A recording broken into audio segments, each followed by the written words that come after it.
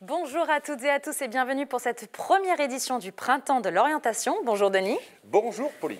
On se retrouve en direct de Cap Métier à Pessac et surtout en direct de cette Web TV où nous allons nous retrouver ensemble pendant 3 jours. Oui, 3 jours où on va vraiment naviguer dans toute la Nouvelle-Aquitaine avec toujours au cœur de répondre au maximum de questions sur ce dossier ô combien important pour les familles, pour les jeunes. L'orientation, c'est vrai que c'est capital. Tout à fait, surtout en ce moment, que vous soyez élève de seconde, de première et même après, vous allez le voir, nous allons accueillir des invités, tous plus intéressants les uns que les autres, qui vous aideront dans votre projet d'orientation. On va tout de suite débuter par une première table ronde et nous allons présenter nos premiers invités. Tout d'abord, sur ma droite, Alain Rousset, président du Conseil régional Nouvelle-Aquitaine. Bonjour. Nous avons à côté de vous Anne Bissani-Fort, rectrice de l'Académie de Bordeaux et de la région académique. Et notre troisième invité, Jean-Louis Nambrini, vice-président du Conseil régional de Nouvelle-Aquitaine. Bonjour. Et sur la gauche, nous avons, à partir de l'extrême gauche, monsieur Pierre-Yves Duvoy, on prononce bien, président Cap Métier Nouvelle-Aquitaine. Je crois que vous connaissez bien ce lieu, forcément. À côté de vous, Bénédicte Jaunin, directrice régionale adjointe de l'alimentation, de l'agriculture et de la forêt. Et à côté de vous, Damien Moncassin, cheville ouvrière de cette journée, de ces 3 journées, en fait. On va dire juste un petit mot, Damien, avant de commencer vraiment le débat. C'était important de fixer ces 3 jours-là. C'est une absolue nécessité. On est dans une période, évidemment, où l'orientation est extrêmement importante. Les invités sauront dire bien mieux de choses que je ne peux le faire, mais c'est vrai que la région avait à cœur, avec les différents partenaires, Cap Métier, les rectorats, le monde de l'éducation nationale et plus largement encore, à pouvoir informer correctement les jeunes et les familles. Et donc c'est l'objet de ces 3 jours de de lancement et du printemps de l'orientation.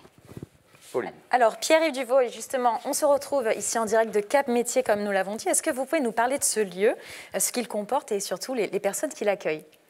Alors, c'est un lieu effectivement extrêmement emblématique de la région Nouvelle-Aquitaine, voulu par le président Rousset, de longue date, avant de s'appeler Nouvelle-Aquitaine, s'appelait Cap Métiers, s'appelait Cap Métiers Aquitaine, voilà.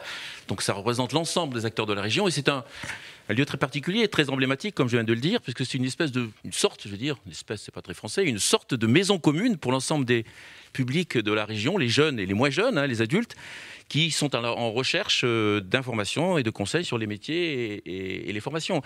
Et c'est dans ce lieu que se conjuguent les partenariats entre l'État, la région, les milieux économiques, les partenaires sociaux, les branches professionnelles, les praticiens de l'orientation, etc., etc. Tous ceux qui ont partie prenante sur l'emploi, la formation et la formation professionnelle et l'emploi. Donc ici, vous pouvez trouver toutes sortes de ressources. Alors aujourd'hui, beaucoup plus à distance, évidemment.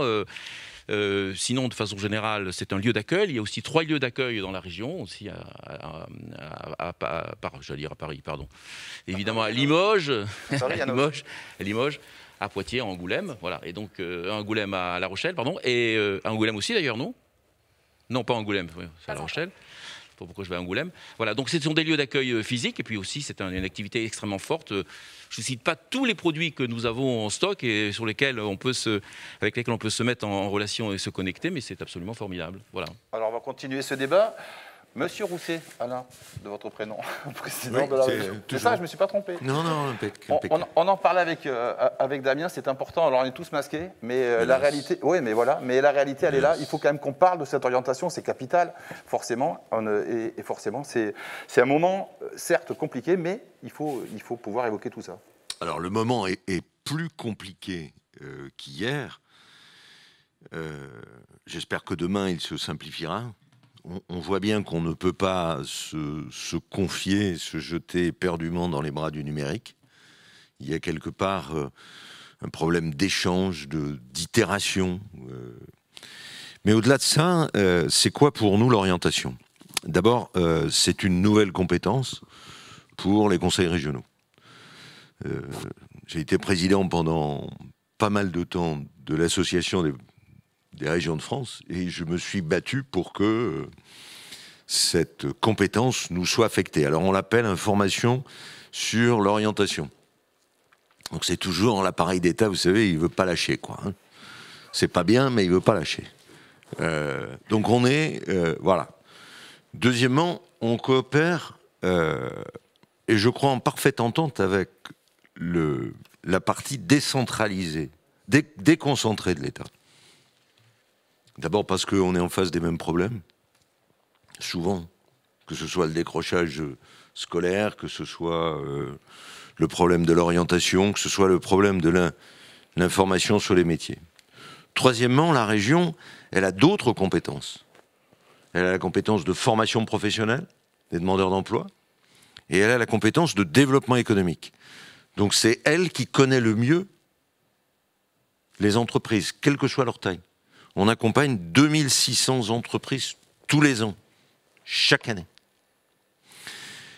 Et donc ce support extraordinaire de connaissances, on essaye de le mettre au service des jeunes. Mais là est la principale difficulté. Comment atteindre les jeunes? Cette expérience, je la souhaitais, je remercie Damien de l'avoir avec les équipes de Cap Métiers concoctées. Mais on s'aperçoit que si l'on veut joindre chaque jeune, et notamment les jeunes qui n'ont pas le background familial capable de les s'informer sur tous les métiers, alors c'est plus compliqué. Et là, c'est ce que fait Jean-Louis Nimbrini, qui a la chance d'avoir eu un parcours dans l'éducation nationale, même au plus haut niveau, puisqu'il a été le numéro 2 du ministère de l'éducation nationale, et recteur ici même. Donc il faut qu'il y ait cette information. Je rêve pour ma part, c'est vrai, et Damien nous l'a concocté d'une certaine manière, je rêve d'une vraie télé qui soit en permanence au profit des parents sur l'information. Je rêve de petits films au début des grands films, quand les salles de cinéma seront réouvertes, où on dira ce qu'est aujourd'hui le métier de chaudronnier, le métier de soudeur, on en manque. Les métiers avec la transformation de l'agriculture dans la vigne ou dans l'agriculture, là où on en manque. Et donc c'est cet effort de communication qui est pour nous essentiel, toucher chaque jeune, pas simplement les jeunes des lycées. Hein. Mon objectif, c'est surtout la 4e et la 3e. Hein. Et c'est surtout les familles. Et le dernier point, c'est comment travaille-t-on, comment mobilise-t-on tous les profs, et notamment les profs principaux. Parce qu'eux, ils ont en face d'eux un public captif. Et enfin, les 3 jeunes qui sont ici nous le diront, il faut que ce soit les jeunes qui nous donnent qui nous renseignent ce dont ils ont besoin, quelles sont leurs difficultés. Parce qu'on n'a pas l'habitude en France d'écouter ceux qui sont concernés par les politiques publiques. Par exemple, quand on fait une politique à destination de la formation des chômeurs, on écoute Pôle emploi, la région, etc. On n'écoute jamais les chômeurs. Et sur le plan de l'orientation, il faut d'abord qu'on écoute les jeunes. Monsieur Lambrini, d'ailleurs, je vous voyais acquiescer sur beaucoup de points. J'imagine que vous êtes d'accord avec Monsieur Rousset. Ce lien réellement entre les professionnels et les jeunes étudiants, justement, qui recherchent leur formation, il est très, très important pour la région. Il est vital. Il est vital. Et évidemment, on ne sera pas étonné. Je partage complètement ce que vient de dire Alain Rousset. Ce combat permanent pour faire réussir les jeunes. N'oublions pas, Alain Rousset a évoqué aussi le décrochage. Et Madame la rectrice, vous savez que c'est notre souci. En gros, dans notre pays, nous avons 100 000 décrocheurs par an dans une génération. C'est énorme, hein ? C'est plus de 10% des jeunes. Et il faut trouver des solutions. Elles se trouvent dans l'orientation. Nous ne considérons pas, nous, à la région, que c'est à l'aval que se résolvent les problèmes. Quand on a les décrocheurs. Quand on a les décrocheurs, c'est trop tard. C'est à l'amont. Et c'est la raison pour laquelle nous nous inspirons de ces modèles québécois d'anticipation, d'aide aux devoirs, d'accompagnement. Et nous essayons d'y travailler. Mais ce que je voudrais dire aujourd'hui, et qui est essentiel, c'est effectivement la présence des jeunes. Les jeunes parlent aux jeunes, ce qui vient d'être dit. Je crois que c'est le leitmotiv de cette réunion là, pendant 3 jours, mais qui n'est qu'un printemps, Madame la rectrice. Le printemps, jusqu'à preuve du contraire, c'est le début des 4 saisons. Hein ? Il y aura un été, mais il n'y aura pas d'hiver. Hein. On a décidé en Nouvelle-Aquitaine qu'il y avait un printemps et un été.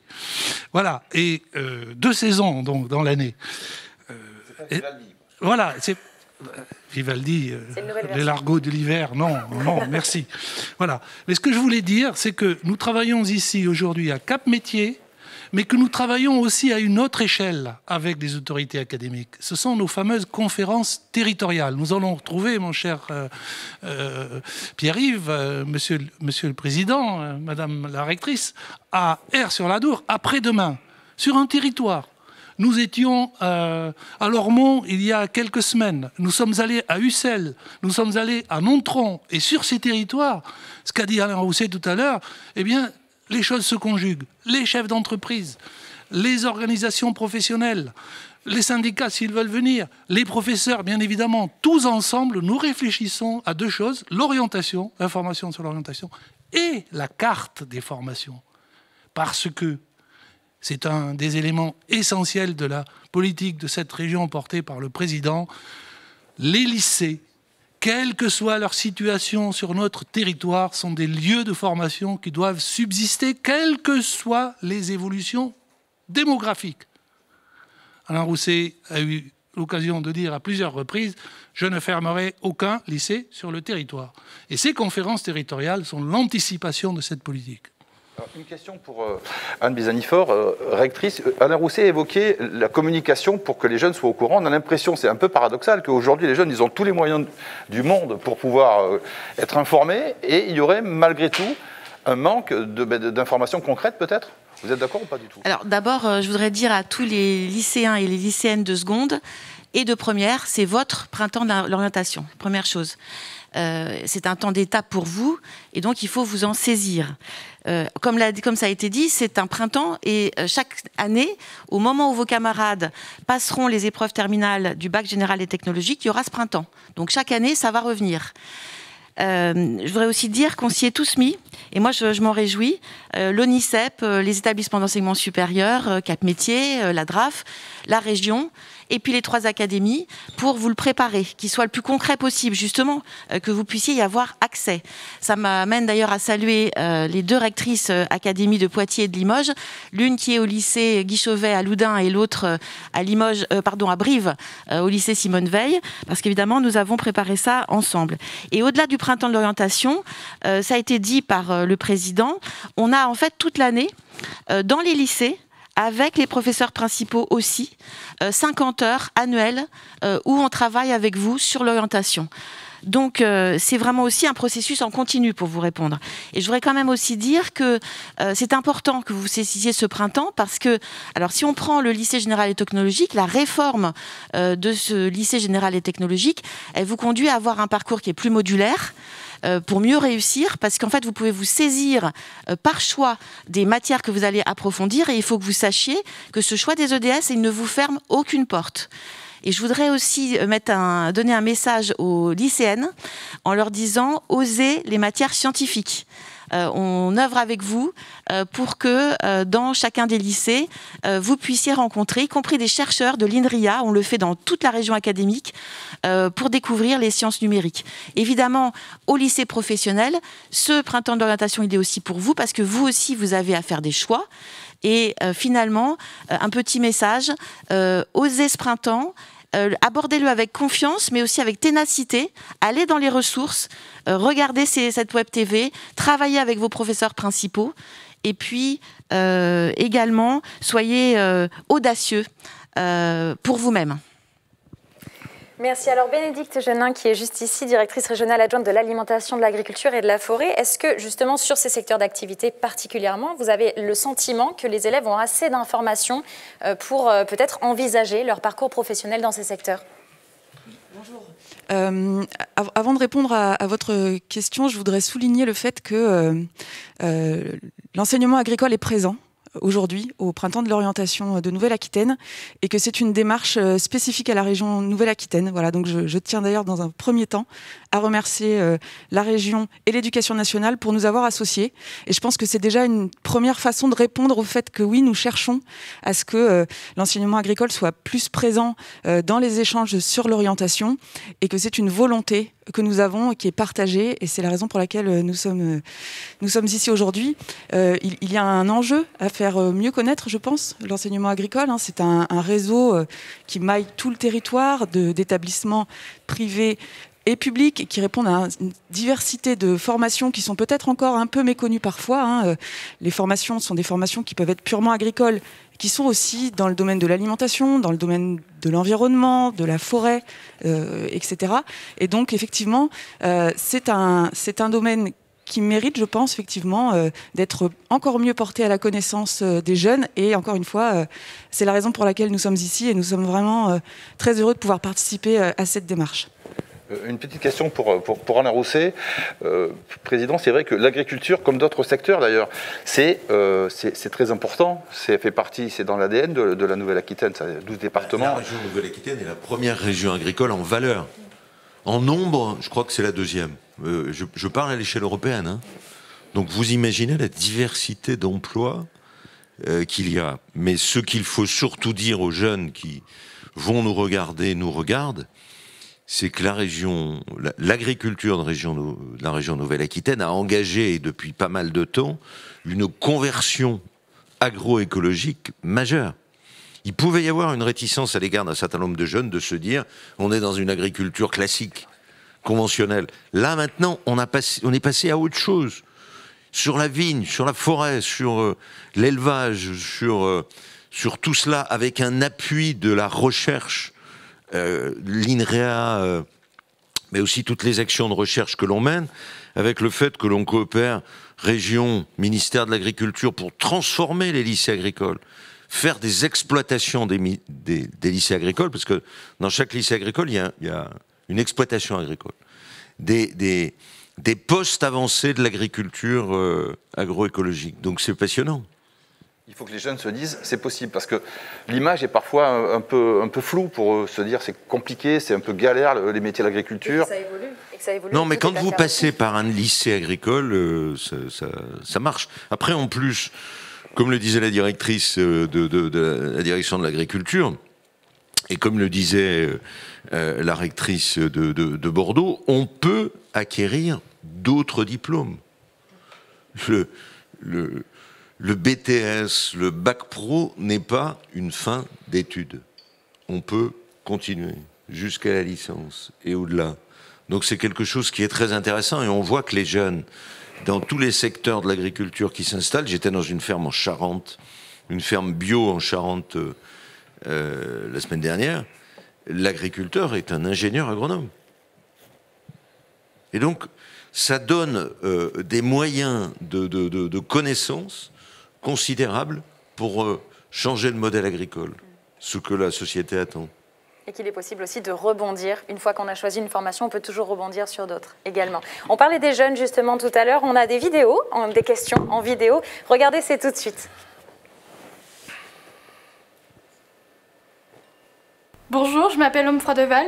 Je suis au lycée Guy Chauvet à Loudun. Je suis vice-présidente de mon CVL et je suis aussi élue à l'Académie de Poitiers au CAVL. Alors ma question ce serait, comment l'État et la région peuvent-ils aider les jeunes à réaliser leurs ambitions dans les milieux ruraux, étant donné qu'ils sont défavorisés en termes de transport et de logement? Bon, qui répond? Madame la rectrice qui levait la main. Vous me donnez vraiment une belle occasion et je pense que je la partage en direct avec la rectrice de Poitiers parce qu'en plus, ça c'est parti d'un partenariat Académie de Poitiers et Conseil régional de Nouvelle-Aquitaine.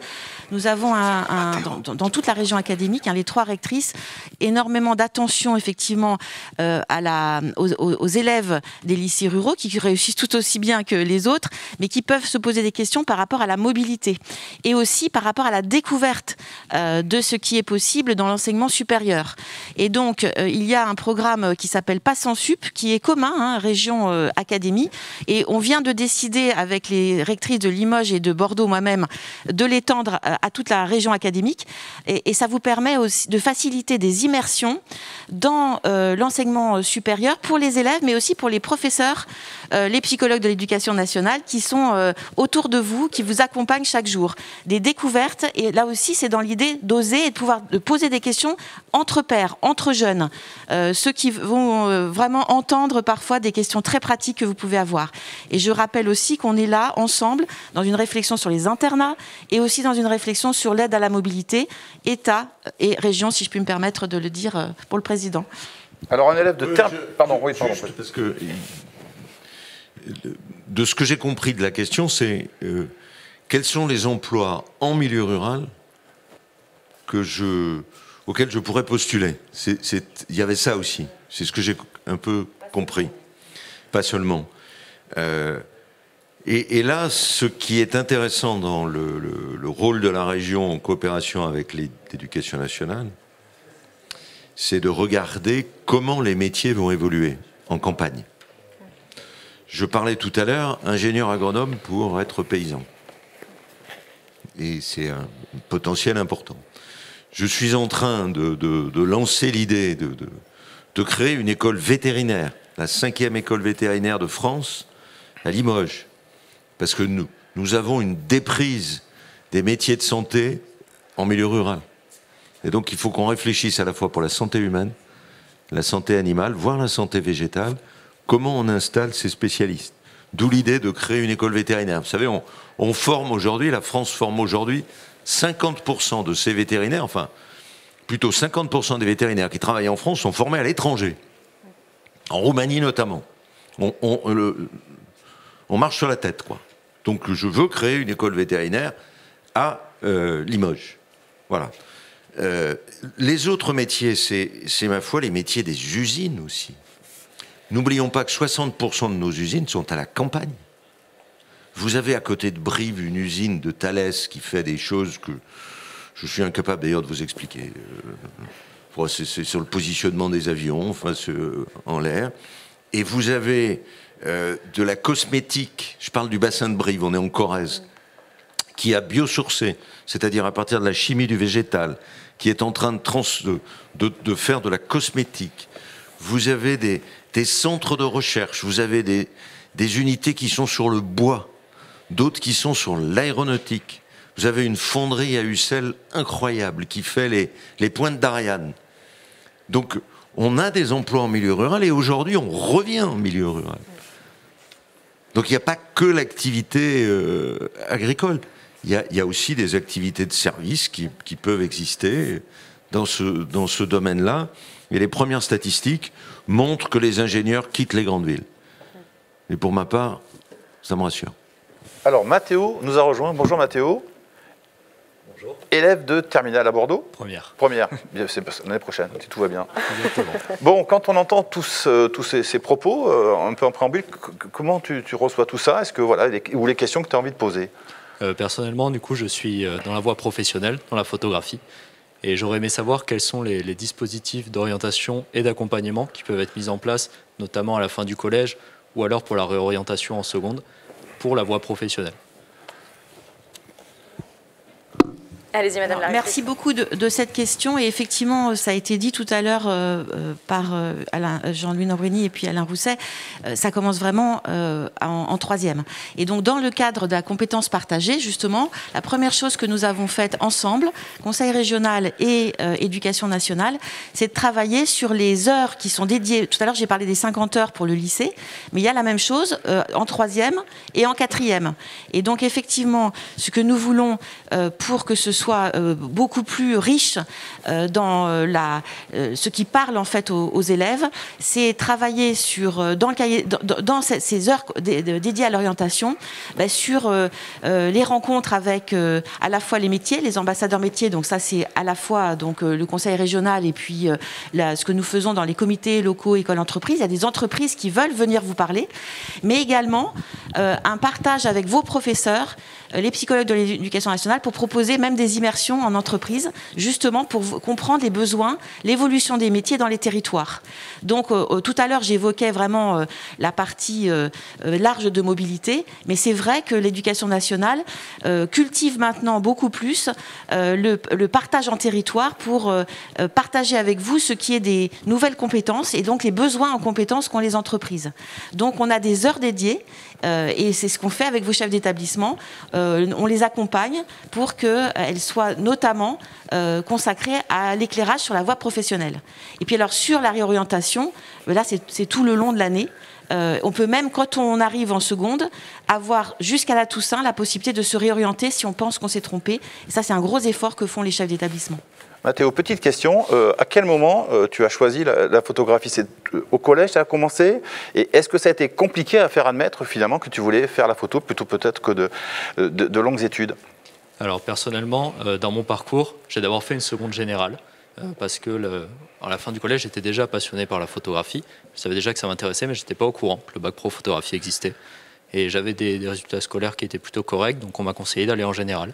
J'ai fait une seconde générale à Talence, et ça ne m'a pas plu, je ne m'y suis pas retrouvé, donc j'ai voulu me réorienter. Donc je suis passé notamment par un CIO, on en a un à Talence, et ça m'a permis d'avoir une personne pour m'accompagner. Et j'ai essayé de pouvoir voir fréquemment ces gens. Ce qui peut être un petit peu compliqué dans l'orientation, c'est qu'il n'y a pas forcément un suivi, j'ai l'impression parfois, et on peut voir des gens ponctuellement qui vont nous donner des conseils très intéressants, mais il n'y a pas le suivi, et c'est ce que j'aurais aimé aussi savoir. Alors qui répond pour ce suivi? Alors justement, monsieur Duvoy, levez le doigt tout à l'heure. Oui, c'est pour dire quelques mots sur la manière dont les jeunes peuvent appréhender un métier en rencontrant les professionnels. Bon, à Cap-Métier, on s'est organisé des réunions entre ceux qui veulent exercer un métier ou qui sont à la découverte d'un métier futur et ceux qui l'exercent. Et donc, dans le cadre de cette semaine d'orientation, par exemple, on va organiser 21 sessions de C'est mon job, voilà, où pendant 30 minutes, les jeunes qui voudront s'informer sur un métier pourront parler avec ceux qui l'exercent.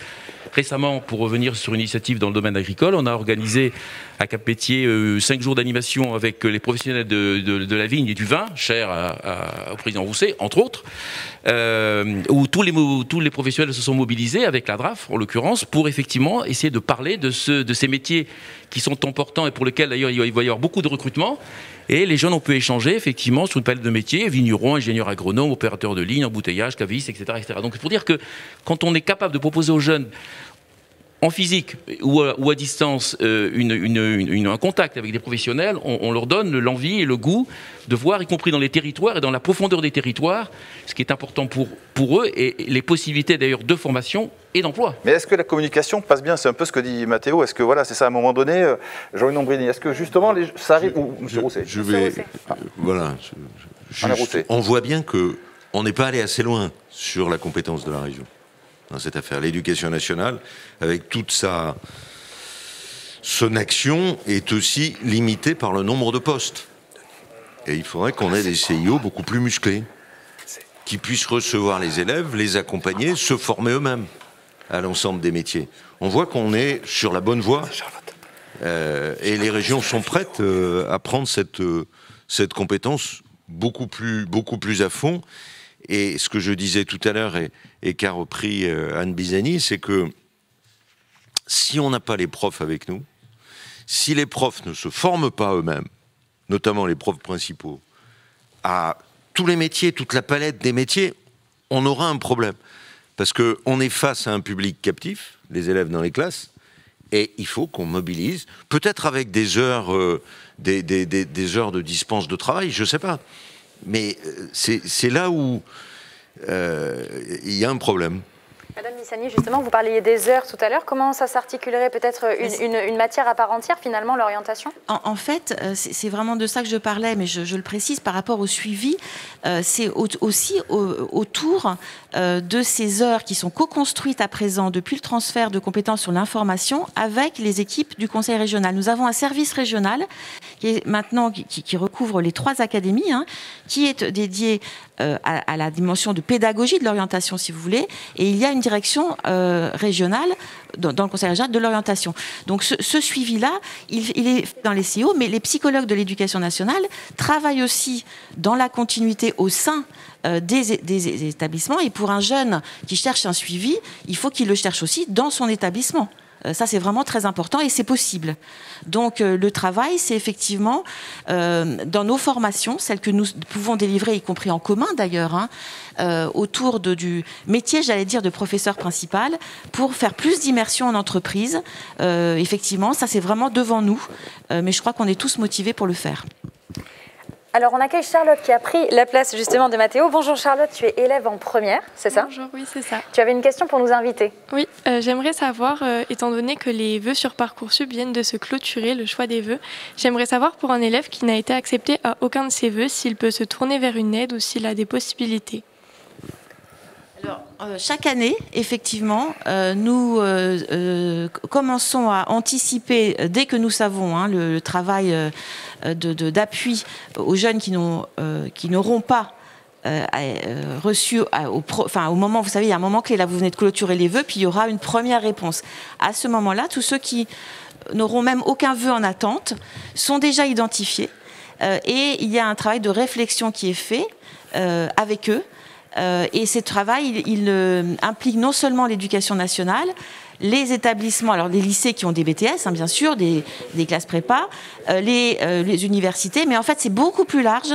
Et dès à présent, on travaille avec le conseil régional qui suit des formations, avec les différents services de l'État, avec le service civique. Enfin, on fait, si vous voulez, on réunit beaucoup d'acteurs et chaque situation individuellement est prise en compte.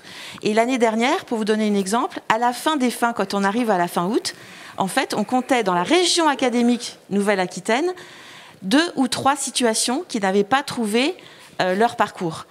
Donc on n'est pas uniquement sur, bien sûr, les Parcoursup, parce qu'il y a encore beaucoup de formations ou de parcours qui ne sont pas dans Parcoursup. Voilà. Même si on a progressé depuis le démarrage. Charlotte, par exemple, est-ce que tu sais d'ores et déjà quelle orientation tu vas choisir ou c'est encore flou? Moi, je sais déjà, j'ai juste par rapport aux spécialités, cette année, on ne savait pas trop quelle spécialité abandonner en terminale. Mais sinon, le métier, etc., la poursuite d'études que je veux faire, oui, je sais déjà. On peut savoir ce que c'est? Oui, ce sera médecine. Médecine. Voilà, c'est ça la passe. Et alors, avec tes amis, vous discutez de ça? Tout le monde veut faire des longues études ou certains vont plutôt s'orienter vers le professionnel? Alors moi, ma classe, on est en mathématiques, physique, SVT. Et donc on part tous sur des longues études. On part majoritairement cette année en passe. En tout cas, on aimerait. Après, il y en a aussi qui pensent à se réorienter, qui ne savent pas trop. Parce que c'est vrai que ce choix de spécialité, il nous est demandé à la fin de l'année de seconde. Et il y en a qui ont pris ça sans vraiment savoir. Et donc qui maintenant cherchent à faire autre chose. Donc la réorientation, comme on le disait, qui est possible. Et je rappelle que choisir un EDS, c'est au contraire ouvrir un champ de possibles. Il ne faut vraiment pas que vous pensiez que ça vous ferme des portes.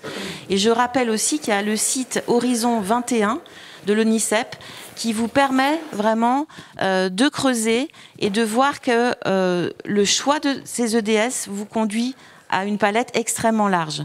Alors bien sûr, il y a toujours des exceptions à ce que l'on dit. On ne va pas peut-être faire, je ne sais pas moi, histoire, géographie, géopolitique quand on veut faire médecine, effectivement, parce qu'on a des exigences avec des prérequis.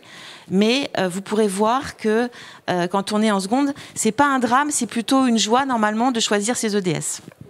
C'est quoi EDS ou EDF? C'est les enseignements de spécialité, Monsieur le Président. Ah, d'accord. Il y a beaucoup trop de sigles en ce moment. Vous faites bien de poser la question. Pardon, je vais vous raconter une anecdote. On est en train de travailler, là aussi avec les services de l'État, sur la lutte contre la cybercriminalité.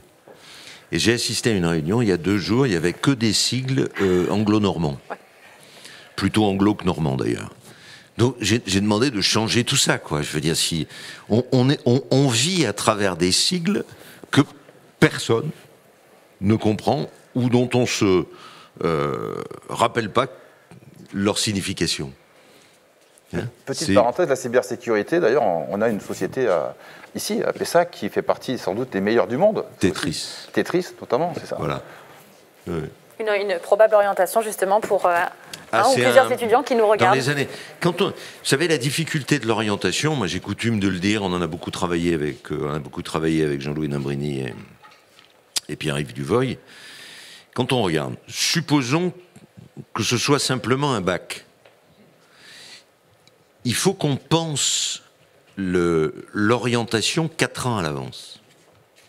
Parce que le temps de mettre en place la formule pour l'EducNat, le temps de passer les 3 ans, si c'est un BTS, il faut mettre 6 ans.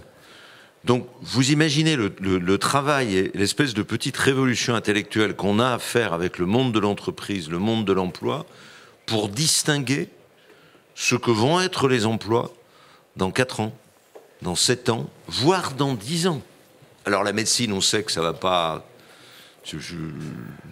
bouger. Hein, simplement, si j'ai une suggestion à vous faire, c'est faites un stage en milieu rural, parce que c'est la seule façon qu'on ait un médecin en milieu rural. Tu serais prêt d'ailleurs à aller, une fois fini, ça on peut vous aider. Hein. Ah oui, moi j'aimerais bien aller au milieu. On peut vous aider. Parce que souvent c'est ça, tous les médecins veulent aller dans les villes finalement. Oui, c'est ça. Après le concours de la 6e année, on doit choisir une ville et souvent c'est les grandes villes qui sont privilégiées. Oui. Et pour toi, ça fait partie du possible? Oui, totalement. Oui. J'aimerais bien même. Alors on va écouter encore une question, si vous voulez bien, chers amis, tout de suite. Bonjour, je m'appelle Antoine Blanchet et je suis élu au conseil académique de vie lycéenne de Poitiers. Et je suis également élu au conseil de vie lycéenne de mon lycée, le lycée Guy Chauvet à Loudun. J'aurais une question à vous poser. Quels sont les moyens mis en place afin d'aider les élèves dans les lycées ruraux pour leurs études post-bac? Encore la ruralité, qui répond? Jean-Louis Nambrini. Oui, alors là, ça tombe bien, à Loudun.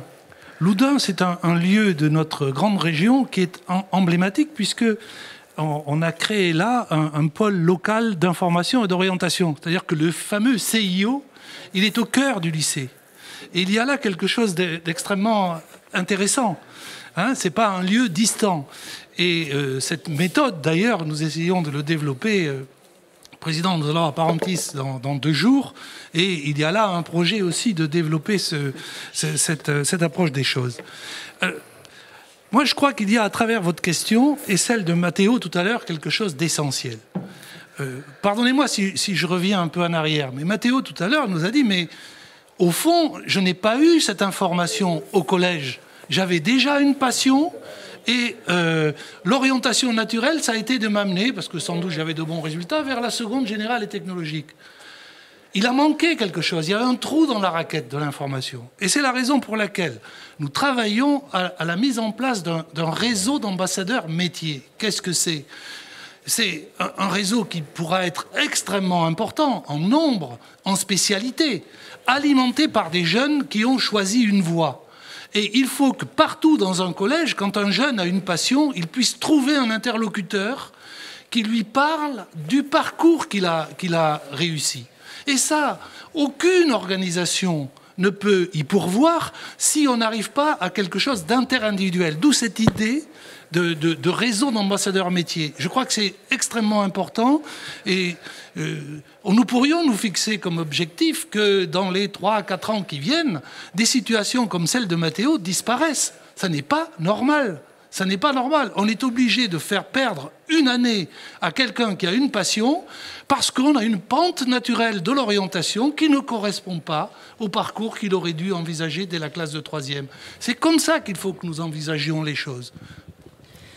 Je rappelle juste, si je peux me permettre, que dans le cadre de la transformation de la voie professionnelle, qui est vraiment encouragée aussi au niveau de l'État, on est très attentif à ce qu'effectivement, il n'y ait pas les 3 voies soient systématiquement envisagées dans l'orientation au collège. C'est vraiment une recommandation même que nous partageons avec les principales et les principaux chaque année et de façon très, très régulière et qui va dans le sens de ce que indique Jean-Louis Nombrini.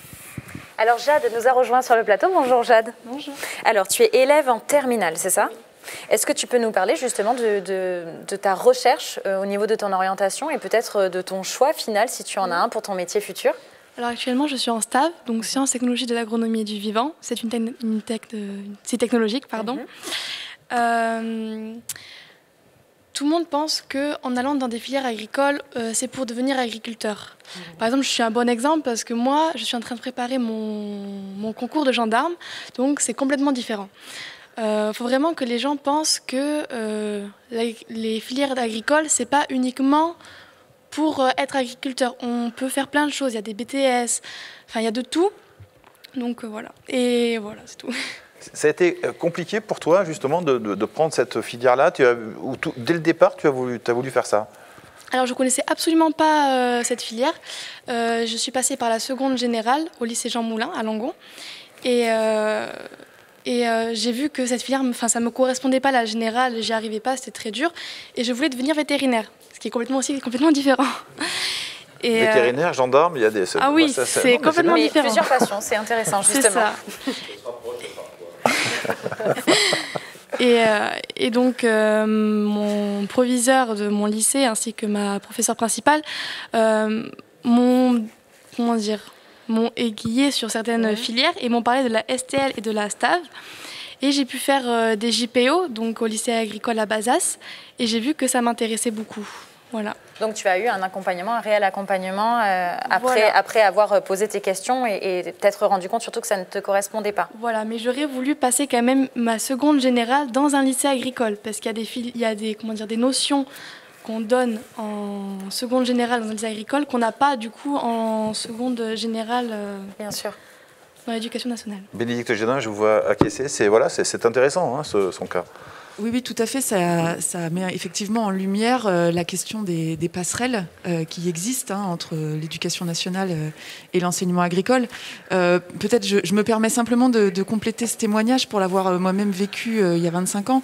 Le constat que je fais, moi, c'est que les passerelles existent de plus en plus et nous avons à cœur de les renforcer. La collaboration est toujours de plus en plus importante avec l'éducation nationale. Je redis ce que je disais tout à l'heure, le fait que nous soyons présents ici aujourd'hui en est, je pense, déjà une première réalité. Et puis effectivement, nous travaillons aussi à renforcer les liens au niveau départemental et effectivement à les renforcer aussi le plus possible entre les lycées pour justement faciliter la mise en avant et l'information réciproque, on va dire, sur les différentes filières, quelles qu'elles soient, pour que les passerelles soient possibles et que finalement chaque jeune trouve la voie qui lui correspond, quelle qu'elle soit, et le plus tôt possible.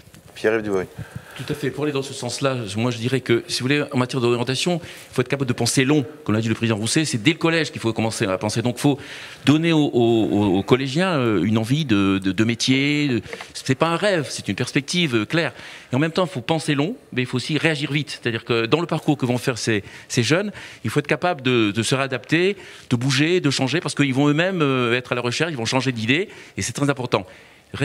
Penser long, réagir vite et être capable d'agir de façon très souple. Il faut aujourd'hui admettre que les parcours professionnels, c'est commencer peut-être par un lycée agricole ou un bac professionnel dans la Creuse, et puis après continuer vers un BTS à Poitiers, et puis terminer avec un titre d'ingénieur à Bordeaux ou à Limoges.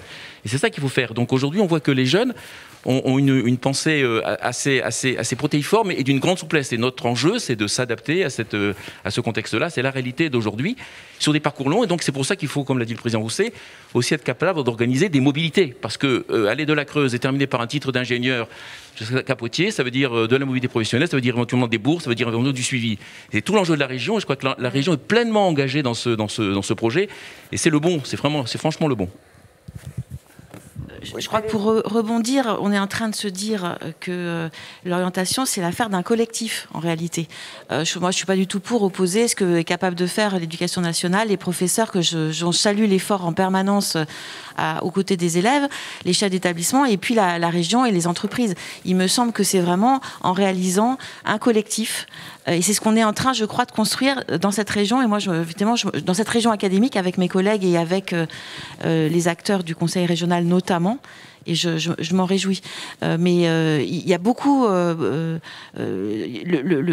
chemin, tous les possibles.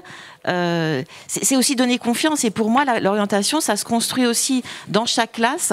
On parle développement des compétences, j'allais dire psychocomportementales, c'est-à-dire depuis le début que vous ayez confiance aussi et que vous soyez ouvert, curieux, et qu'évidemment, nous, on vous donne, c'est possible.